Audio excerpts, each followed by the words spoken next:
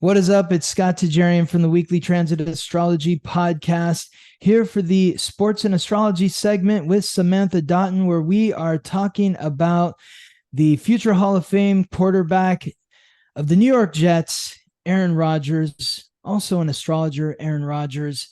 We're looking at his chart.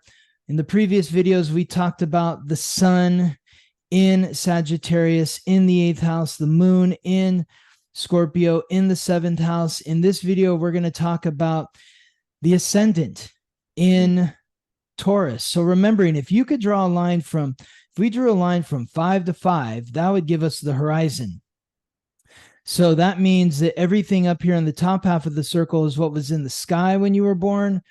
Down here is on the other side of the earth. So this circle does a complete 360-degree clockwise turn every 24 hours, just as the earth does a complete spin on its axis every 24 hours. So 12 signs, 24 hours. Every 2 hours or so, there's a new sign rising along the horizon. That's what the rising sign is. So when Aaron Rodgers was born, the sign that was rising along the horizon was Taurus at 5 degrees. This is the filter for everything inside the circle. Everything inside the circle filters through this. This is what Aaron Rodgers shows to people he doesn't know, in situations where he's uncomfortable, places where he's unfamiliar. If he ever feels threatened, what he's showing is Taurus. Taurus is fixed earth. Earth is more introverted than extroverted because earth is something where you are initiating the touch more so than earth is initiating the touch with you. Earth can provide structure and a foundation, or it can bury you. It's all how you're working with the energy. The modality of Taurus is fixed. When the sun is transiting through a fixed sign, it's the middle of the season. So too, when the sun is transiting through Taurus, it's the middle of spring. These are the stabilizer signs. These are the signs that are very loyal, but can also be somewhat stubborn. It's all how you're working with the energy. The planetary ruler of Taurus is Venus.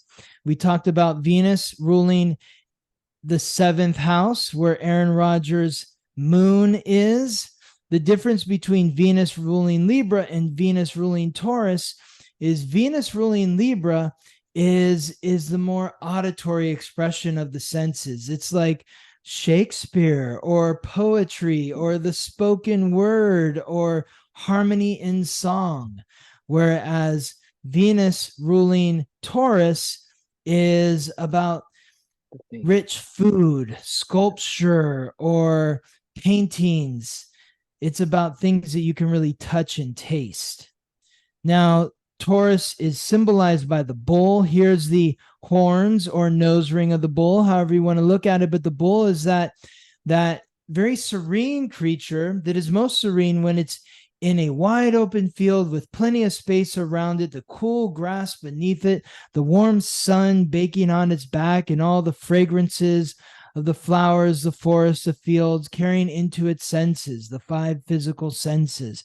But if anyone gets too close to the bull, tries to move the bull, they will meet a very agitated bull.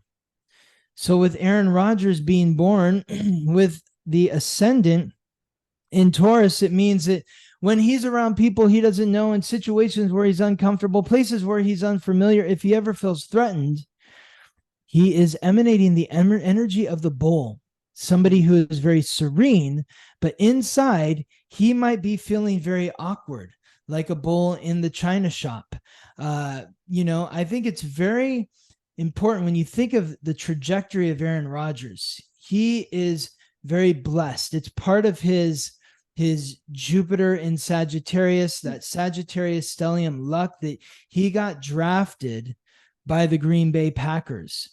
I remember when Aaron Rodgers got drafted, I was watching that draft. I, like Aaron Rodgers, grew up a 49er fan. I had been following Aaron Rodgers since he was in college. I was hoping that the 49ers were going to draft Aaron Rodgers with the number 1 pick, as Aaron Rodgers was also hoping for that as well, because he was a 49er fan growing up like me. We're both Taurus rising as well. So Aaron Rodgers I felt bad. He was the last person in the green room. Oh, Looked so awkward in there. Bull in the china shop. Just they kept zooming the camera in on this guy all by himself. He was taken with like the 17th pick or like the end of the first round.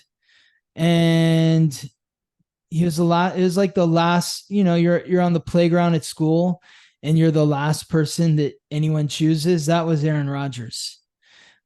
So it didn't feel good, but it was a blessing because he went to the wide open field, Green Bay.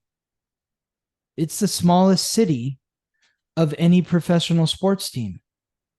Green Bay, Wisconsin. How many people live there? It's way different than New York, where he is now. He can go to New York now because now he's comfortable in his own skin. He knows who he is. But in those first few years where he got to learn behind Brett Favre, right. nobody cared about Aaron Rodgers. The spotlight wasn't on him. For Alex Smith, who was drafted by the 49ers, it was a rough go. And I have to imagine that if Aaron Rodgers was drafted by the 49ers, he may not have the same career that he had, because by the time he took over for Brett Favre, he was ready. He'd been, learning behind him for like 3-4 years. So, but Aaron Rodgers has a sort of earthy tone to his voice. That is Taurus as well. Taurus rules the throat. And if you ever hear a bull bellow, it's very raspy. And so Aaron Rodgers has that earthy tone to his vocal register.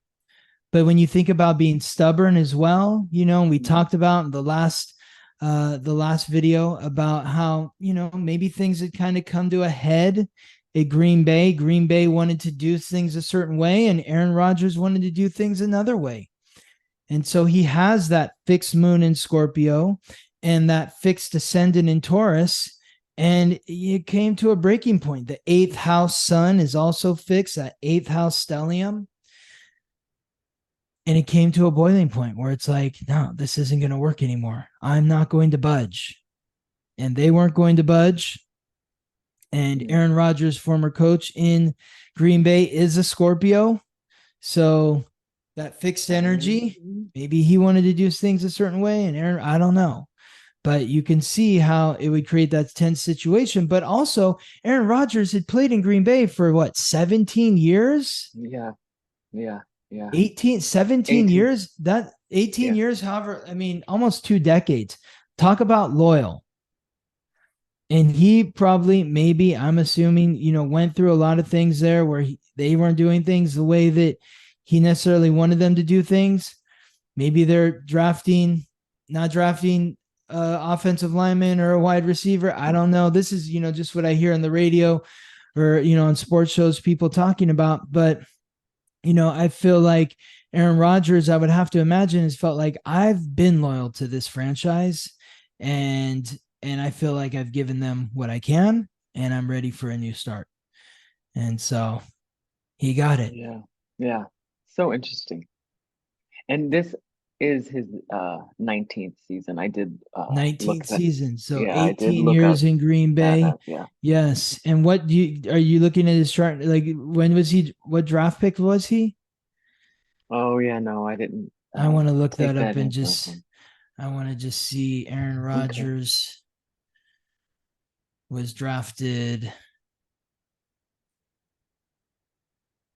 He is the 24th pick. Yeah. 24th pick. And they were talking about him going in the first round, or he was in the first round, but being the first pick. It was between him and Alex Smith. Crazy. So being talked about the first pick between him and Alex Smith, but then getting picked 23 picks later, talk about a slap in the face.